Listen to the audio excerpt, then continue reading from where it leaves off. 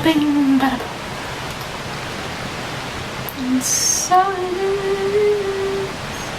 My name is Molly Conrad, and I was diagnosed as an INFJ. I have researched quite a bit and watched a lot of videos, but I am still just an amateur in the myers-briggs world. I find it very fascinating, and it's really opened my mind to how different people operate and why and what makes them tick. Okay, a little bit about what I'm doing, what I'm all about. So I tried making this video a few times, but every time it's really awkward because I'm like talking to myself. And the first video I tried to do, I was eating salad, which was huge no. Discovering this, I had my friends take, oh my god, I just got lettuce on my computer. So, salad dressing on my computer. I had this idea where I'm doing an eat and greet. So it's gonna be me with another personality type, and we're gonna eat while we talk. I don't like watching people eat, but I came up with this idea. I'm sticking to it. I have creative names, look forward to those. But right now I'm not eating because I'm by myself and I'm talking instead. This is just the intro video, and I didn't make a script or bullet points or anything because I kind of just want to be. Before, when I first took the test, I kind of had a closed mind to personality types and tests and things because it was like, you can't put me in a box. And I still believe that's true. You can't really put someone in a box. But I think that the misconception that people have, and I had, with the myers-briggs and other personality, I lost my train of thought. While it's defining a part of you and describing how your brain works, it's not defining who you are as a person. People have characteristics that are uniquely them, and it doesn't say under INFJ that they're oftentimes chocoholics. So that makes me special. Not really. Everyone's a chocoholic. If you're not, then you're unhealthy. Yeah, it's just describing how your brain works. It's not describing who you are exactly. It's describing our functions and how we do what we do. How we do what we do. Looking at it from that angle, instead of seeing it as this is everything that you are, I think is healthy. But funny enough, my name is Molly the INFJ, and that's, I'm Molly the person. I oftentimes feel misunderstood, which I hate saying because it sounds so like angst. But, I do.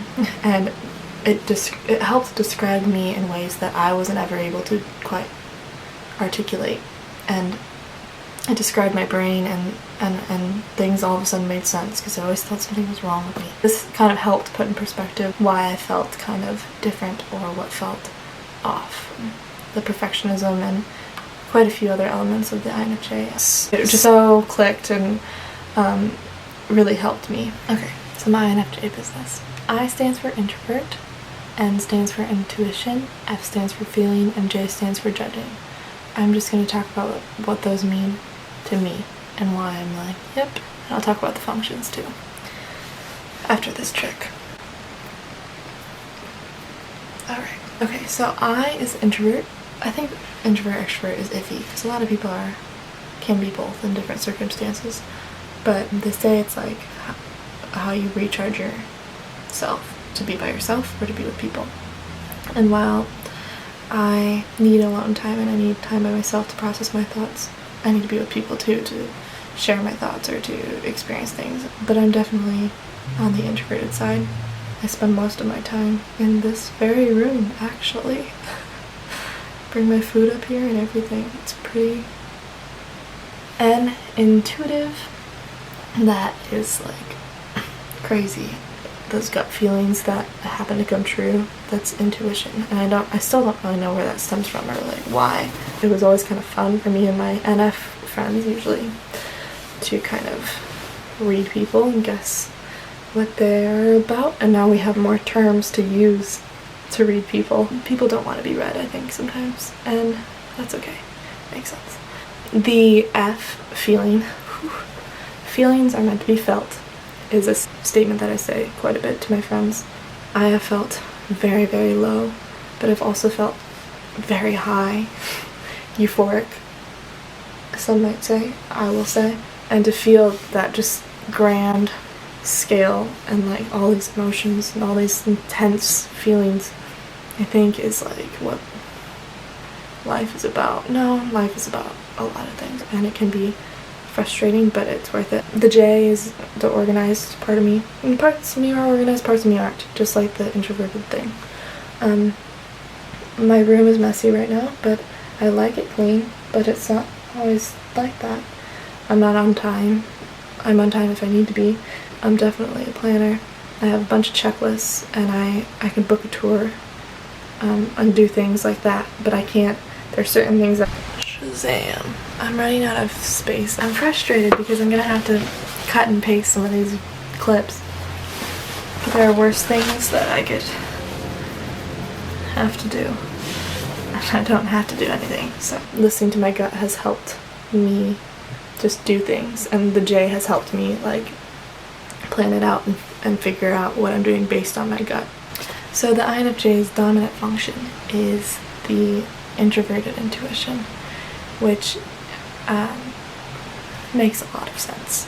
I kind of touched on that earlier, but there are a lot of times that I'll just have gut feelings about things, or uh-oh feelings, or just these instincts that I can't quite explain. My ENFJ friend, she's kind of one of the only ones who really trusts in my intuition fully. Like, sometimes I don't feel comfortable saying out loud that I have a gut feeling about something because it sounds so absurd, or it sounds kind of presumptuous. Like, oh yeah, you know. But then it'll happen, and then I'll be like, see? But I can't say see because I didn't say what I thought before the prediction, so I just say see in my head. See? So the second function is extroverted feeling, which is like, yeah, when you feel pretty hard, I think.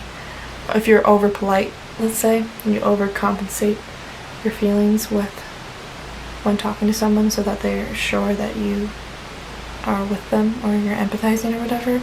Like, I'll get in super polite mode with a lot of adults. I know I'm an adult. I'll just like get in like, oh yeah, like super polite mode, but really I'm just like, okay. Like I try to chill out. So chill, bro. Sometimes I'm chill. It just depends. But in my mind I'm not chill. I'm like always like, and that's the next one. T-I. Not T-pain. T-I. Introverted thinking. And so I'm an introverted thinker, whatever. I think a lot. I think about all sorts of things, ideas, and I love processing these thoughts and organizing them and talking about them.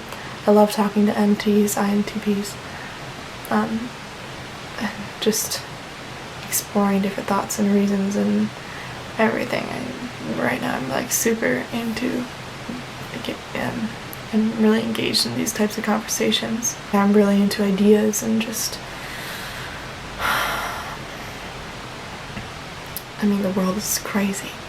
I mean, it's always crazy, but right now we just see so much of it all over the internet, and we also, then again, we see so little of it. So we see this like, just this, you know, this is an INFJ video, not a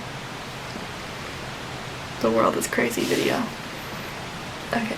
And then the last one is extroverted sensing, which I don't dabble in too much. Extroverted sensing. I'm not very situationally aware. I feel stupid sometimes. And I've come across as like spacey or whatever. But that's because I'm of my TI. Or maybe, I don't know what it's because. But I'm so like in here that sometimes I'm not situationally aware. But I have a strong sense of smell. I don't know if that has anything to do with anything, but that's a fun fact. It's definitely a curse. Dimitri Martin or someone says most smells are bad, which is true. There are good smells. Like this candle. I don't even light it, I just smell it so that it lasts longer. I love talking about ideas, and I love I get frustrated too because I have so many ideas about how I can express these ideas via these art mediums, that getting them out in just the right way can be very difficult, and that can be frustrating. That's like an artist thing, I think, or just a person thing. I used to be quite sensitive in general, I've grown quite a bit with enough criticism and enough no's at auditions and whatever. Just, I kind of have started to seek criticism because I love the truth, so I'll pull it out of my friends and relationships. I'm like, tell me the truth, and then sometimes the truth hurts, and then if it hurts enough, then you're used to it.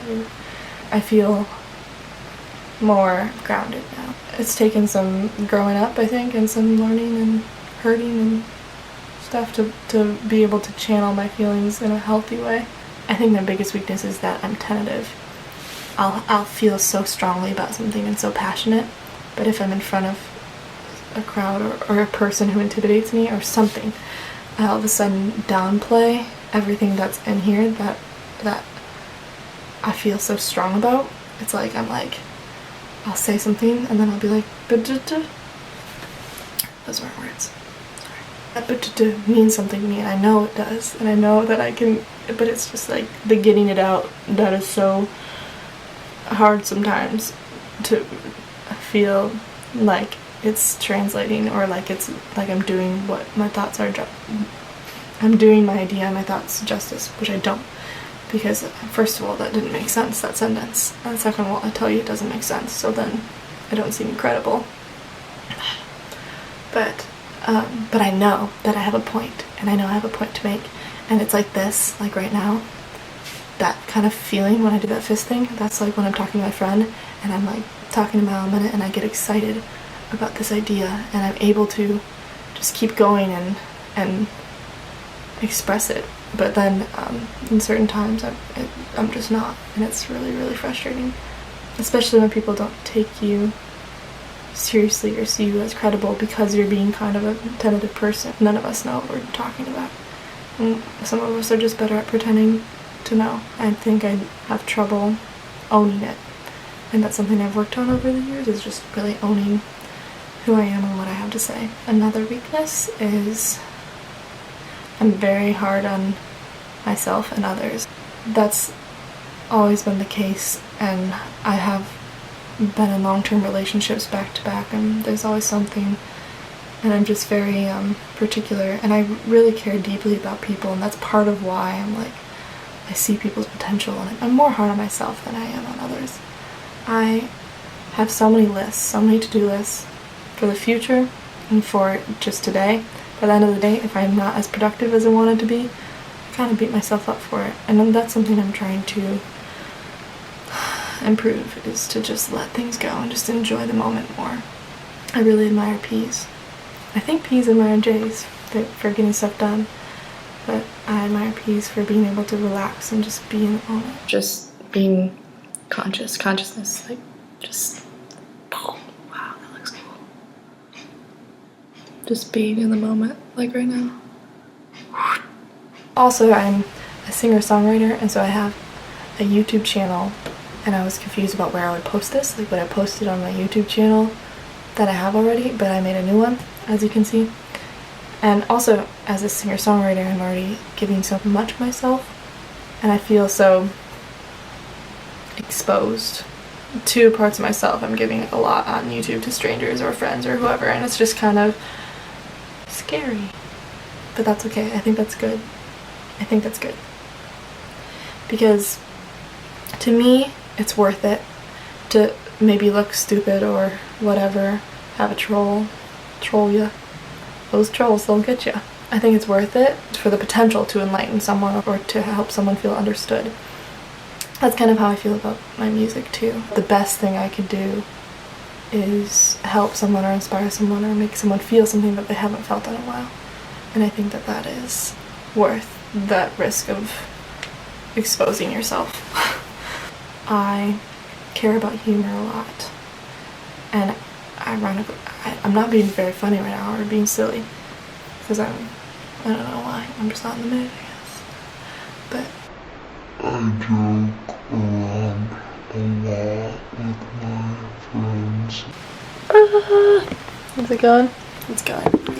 Okay.